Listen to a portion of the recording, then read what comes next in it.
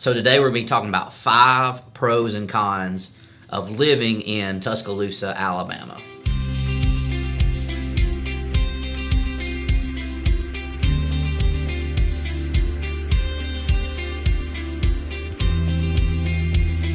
So what's up? My name's Stephen Finley. I'm a real estate agent here. Got my friend Phil.Duke, who's a first-class broker and owner here at the Capstone location. The reason we're making this, starting this channel is because there's really no information about what it's like to live here in Tuscaloosa in our community. If you Google Tuscaloosa, you're going to find the University of Alabama. It's probably going to be football. They've been on a little bit of a roll for the last decade, which has been awesome. But the goal in these videos is to help you, the viewer, get a look at taste and feel of what it's like to live here. Yeah, so we both lived here a really long time. My family moved to the Tuscaloosa area in 1996. Stephen's family moved here in 1999. 99, I think so. And we've Y2K. Yeah, right before Y2K. So we've been friends. We knew each other in middle school and high school and even beyond. We work together today. So been in a band together? That's kind of cool. That's right, yep. Our wives are friends, you know. We're going to talk about 5 things today that could be pros or could be cons, depending on your personality. And we're going to just have a real, honest, open discussion about these things. And if you're considering making a move to Tuscaloosa, you got any questions or comments, post them below. Feel free to reach out. That's what we're here for. We love living here, and we've been living here a long time, so we feel like we can give you a real-world example of what it's like to actually live here. So, number 1, pro and con of living in Tuscaloosa. Already said it. Alabama. University it's a college town. It's a college town. So the University of Alabama is the college football capital of the world right now. It wasn't always that way when we were living here. There were some dark ages. Yep. So we got a lot of bandwagon people jumping on, and hey, we're happy if you want to support the Tide. Hey, we'll take any fans we can get. But it wasn't always this way. But the University of Alabama is the largest employer in this area, and there are times of year where you're going to have a lot of students in town. It might be a little bit more crowded going to a restaurant. But I think though, obviously there's some pros to that too. There's always stuff going on, not just football. There's all of the sports there. They have a great music program, so you can go watch different concerts and things like that. Moody Music Center. They created a thing where there's a ton to do here. Yeah, if you're looking for stuff to do consistently, you're going to like the fact that the University of Alabama is here, because not only is football popular here, softball. I've never actually been to a softball game. Softball team's really good, and their games are pretty intense. Yeah, and they have a huge fan following. Right now, basketball is pretty good. Thank you, Coach Oates. Yep, Coach Oates, love that guy. Exciting to watch him. Baseball is usually pretty consistent. So there's just a lot of stuff to do around campus. But I would just say as well, if you're not into campus, you're not into the sports and the events and all that. Like, I live probably 15 miles away from campus, over on the other side of the river in Northport. You live in Northport as well. Yeah. The great thing about living in this area is you can be 10 or 15 miles away from campus, and you'd never even know that a football game was going on and that there were 200,000 people in town. I mean, on my side of town where we live and where my office is, you might see a little bit extra traffic, but you're not going to be crowded going to a restaurant. Your shopping's not going to be any different. And so, I'm not as active going to football games as I was when I was younger. And that's because we have children. That's right. We both have small kids, so I might make it to one game a year. And so for me, I like that I can drive 10 or 15 minutes and be down there. But I also like that I can go run to the grocery store and go grab me some barbecue and be back at my house and be watching the game and not really have to get out in the crowd.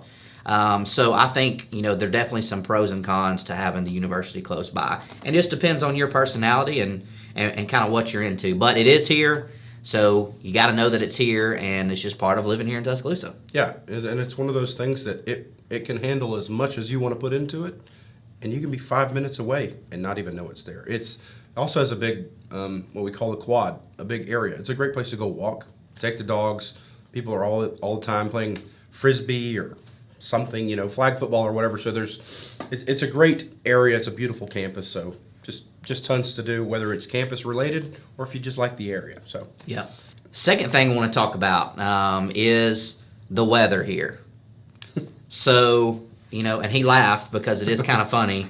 You are liable to experience all 4 seasons in one day in Tuscaloosa. You're probably not going to get any snow, but you will get a tornado.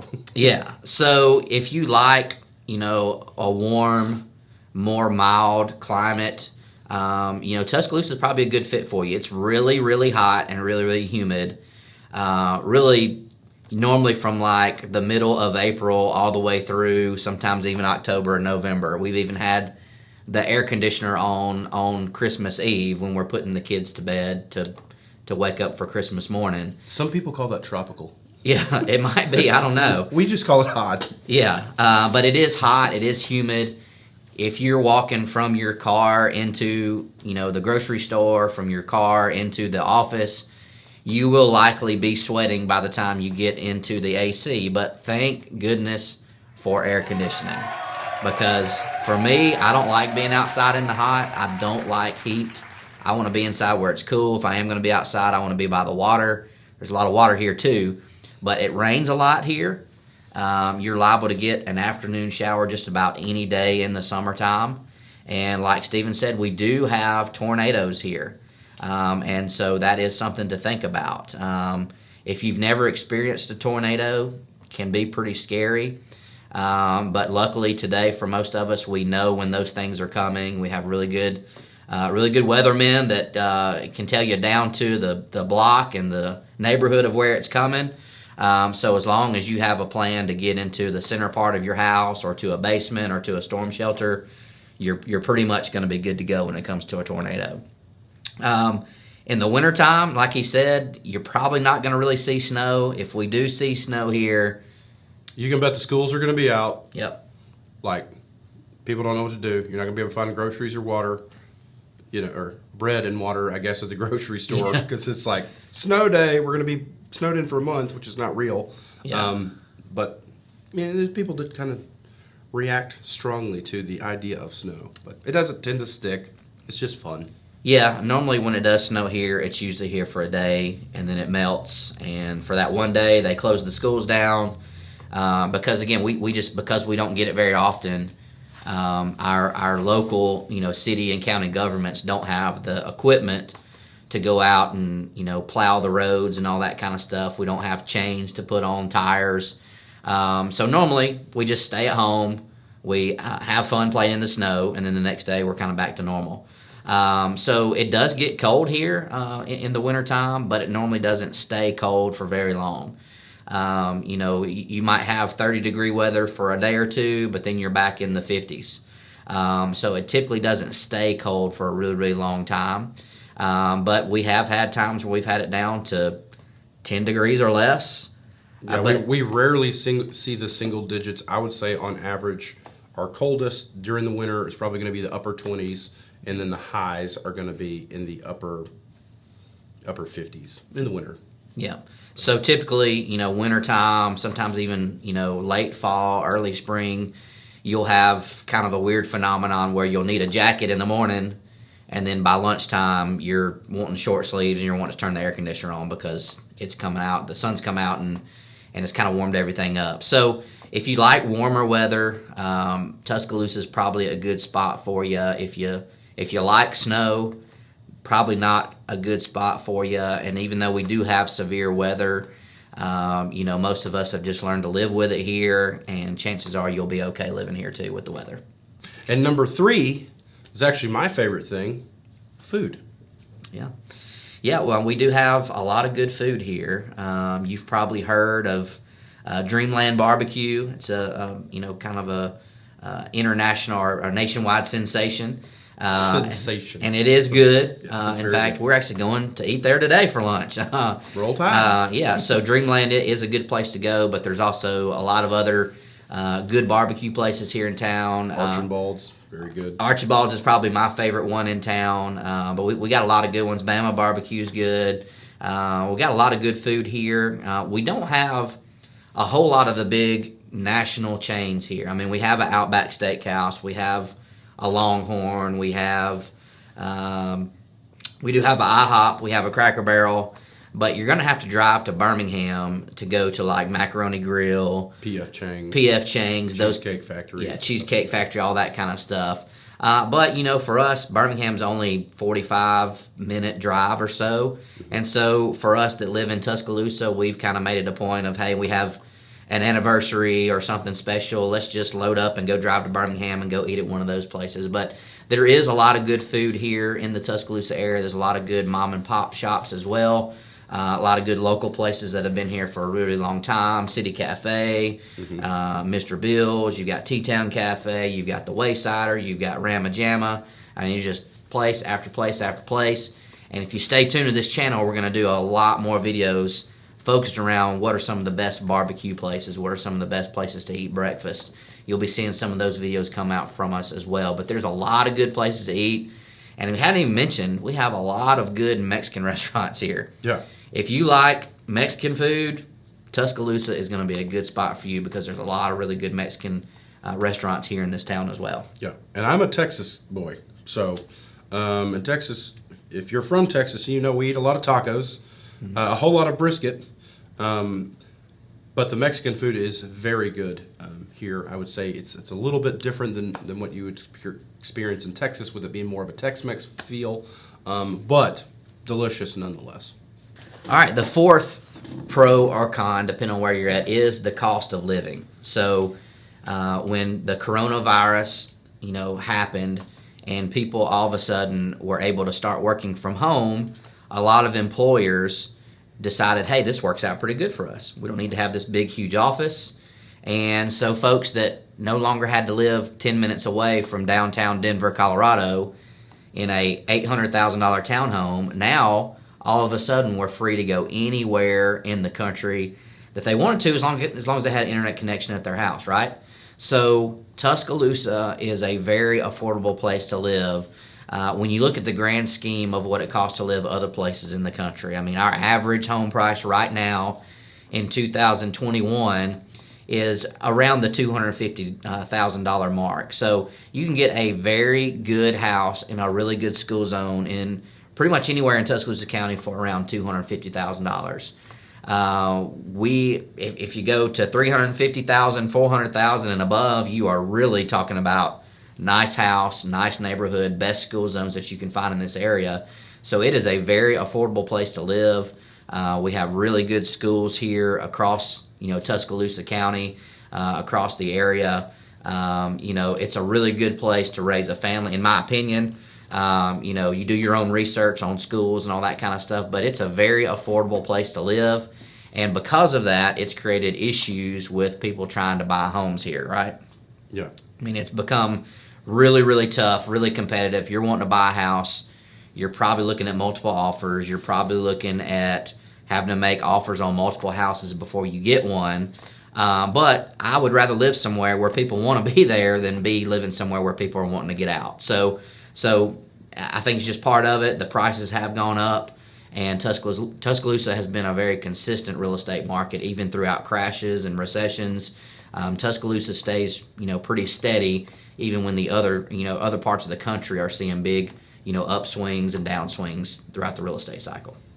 So the last thing, number 5, pro and con of living in Tuscaloosa, Alabama, is the culture. One of the common things that I hear about when I'm talking to people who have moved to Tuscaloosa, they've moved to Alabama, maybe they never in their life, never in their wildest dreams imagined they would be living in Alabama. They move here, and one of the common things I hear them say is like, this is way better than what I thought it was going to be. Like, I don't know if they pictured like trailer parks and dueling banjos and rebel flags and whatever, but like most of them that live here, they say like, the people here are super smart. They work hard. People here just kind of want to go to work. They want their kids and their families to be safe and get a good education, and they just kind of want to go home and not be bothered. So to me, it's a huge pro. If your car breaks down on the side of the road, somebody is going to come and help you. You will probably have a redneck show up, and they will help you get your car off the road, get it to a wrecker, whatever the case may be.